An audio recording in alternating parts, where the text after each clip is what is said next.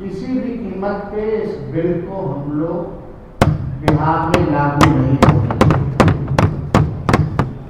किसी भी कीमत, कूड़ेदान में ये बिल को फेंका जाएगा। हमारी सरकार जब बढ़ेगी। जब बिल को पढ़े होते तो इस तरह का बयान उनका नहीं निकलता। जो लोग वक्फ की संपत्ति को खाते रहे, अब नियम कानून बदल रहा है तो उन लोगों को दर्द हो रहा है। कोई ये बता दे कि पहले जो वक्फ बोर्ड था उसमें कहाँ ये लोग हॉस्पिटल बनाए, कहाँ यतीमों के लिए जो है विद्यालय बनाए। वक्फ संशोधन विधेयक अब पास हो गया है दोनों सदन में, लोकसभा राज्यसभा, यहाँ तक कि राष्ट्रपति की मंजूरी मिलने के बाद ये पूरी तरह कानून बन गया है।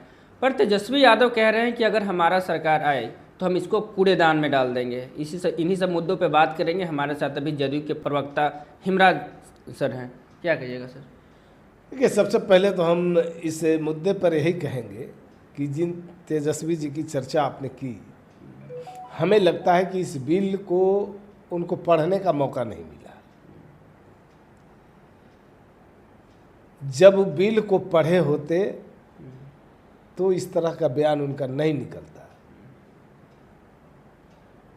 ये बिल जो गरीब मुसलमान हैं, गरीब युवा हैं, पशमादा मुसलमान हैं, मुस्लिम महिलाएं हैं, उन तमाम लोगों के हित में साबित हुआ। और आपने देखा कि जब ये बिल पिछले मर्तबे आया सामने तो लोगों ने इस पर आपत्ति की, तो फिर इसके लिए जो है जेपीसी में भेजा गया। जेपीसी में तमाम दलों के प्रतिनिधि उसमें शामिल किए गए, लेकिन वही तेजस्वी जी अपने दल के तरफ से किसी तरह का कोई प्रस्ताव जेपीसी में नहीं रखा। और जेपीसी में नहीं रखा और इधर आकर सवाल उठा रहे हैं कि ये होना चाहिए, तो ये है, तो ये खामी है।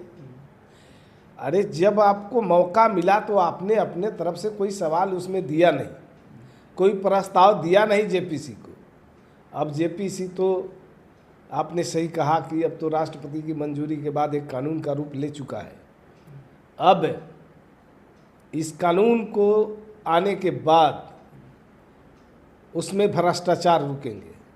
सबसे पहले तो मैं आपको बता दूं कि वक्फ बोर्ड में पहले जो लोग काबिज थे, जो लोग अपने आप को पावरफुल समझते थे, वक्फ की संपत्ति को, वक्फ के धन को, उन लोगों ने नाजायज़ तरीके से अपना निजी संपत्ति बढ़ाने का काम किया इसके माध्यम से।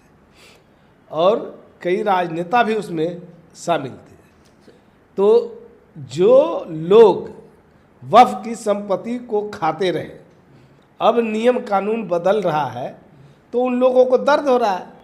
तो अब बदल गया तो उन लोगों को दर्द होगा, चूँकि अब तो भाई सब कुछ कानूनी तरीके से होगा, पारदर्शी तरीक़ों से होगा, कोई हेरा फेरी नहीं होगी। पसमानदा मुसलमान को इसमें फ़ायदा कैसे होगा? हिंदू धर्म न्यास बोर्ड ने संशोधन कर अब अनुसूचित जाति के भी सदस्य उसमें बनाए जा रहे हैं।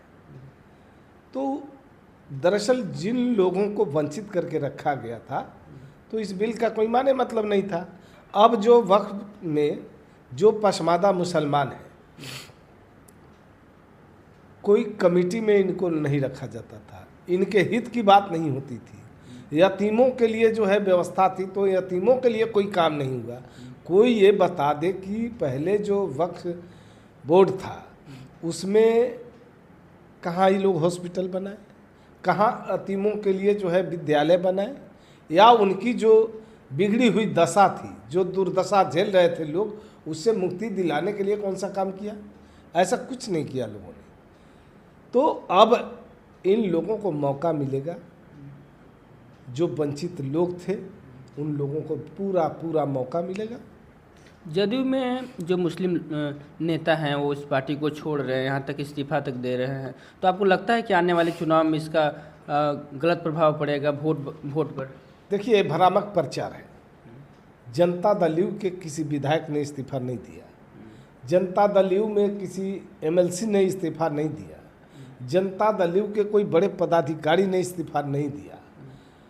और इस तरह से जो प्रचार किए गए, एक लिस्ट बता करके, जिसमें हमारे अब ढाका प्रखंड, पूर्वी चंपारण जिला के एक ढाका प्रखंड है, वहाँ के ढाका के हमारे प्रखंड अध्यक्ष हैं निहाल अख्तर, वो भी मुस्लिम समुदाय से आते हैं। उन्होंने साफ तौर पर अपना बयान जारी कर मीडिया के माध्यम से लोगों के सामने उन्होंने कहा है कि जो भी सूचियां दी गई थी, और बाज़ाब्ते सबूत पेश किया कि जो भी सूची लोगों ने दिया था वो फर्जी सूची था। एक कासिम नाम के आदमी को इतना चर्चा में लाया गया, तो कासिम तो हमेशा दल दल में घूमते रहते हैं, विभिन्न दलों में घूमते रहते हैं। और पिछले महीने भी उन्होंने जो है कांग्रेस के कन्हैया कुमार जब ढाका में गए थे तो उनके रैली में वो शामिल थे, जिसका वीडियो फोटो सब वायरल हुआ है। और लगातार ये कभी IAM के उम्मीदवार बनना चाहते थे, नहीं टिकट मिला, निर्दलीय चुनाव लड़ गए। ये आप जाप सब पार्टी देख चुके हैं, और निर्दलीय चुनाव लड़ते हैं तो इनको 500 भी वोट नहीं मिलता है। ऐसा कड़ा उम्मीदवार है।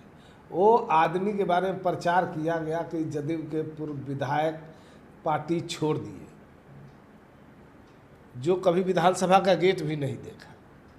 तो ये भ्रामक प्रचार था। कांग्रेस इस चीज़ को लेकर के सुप्रीम कोर्ट में जाने वाली है, इस कानून को चैलेंज करने के लिए। राजद भी, AIMIM भी, न्यायालय बनाया गया है। उनका कहना है कि खास करके जो कानून है, संविधान के मूल ढांचा और धार्मिक जो भावना है, उसको इससे हनन हुआ है। देखिए, कांग्रेस के लोग तो बड़ी बड़ी बातें कर रहे हैं, लेकिन कभी अपने गिरबान में झांका नहीं उन्होंने। लंबे समय तक देश पर राज किया, और ऐसी ऐसी समस्याओं का निराकरण पहले होना चाहिए था जो नहीं किया। आज अगर उनको लगता है कि इसमें कोई त्रुटि है तो उनको JPC में आपत्ति देना चाहिए था। खैर, वो समय बीत गया। आज अगर उनको लगता है कि ये बिल जनहित में नहीं है तो न्यायालय में अगर जाना चाहते हैं तो जाएं, उनको रोका किसने है। लेकिन ये बिल गरीब मुसलमानों के लिए, पश्मादा मुसलमानों के लिए, मुस्लिम महिलाओं के लिए, जो गरीब महिलाएं हैं उनके हितों के लिए काम करेगी। तो सर का साफ साफ कहना है कि ये जो कानून है मुस्लिम, पसमानदा मुसलमान और ख़ासकर महिलाओं के हित के लिए है। बाकी अपना विचार हमें कमेंट बॉक्स में बताइएगा। यूट्यूब पे देख रहे होंगे तो लाइक सब्सक्राइब कीजिएगा। धन्यवाद।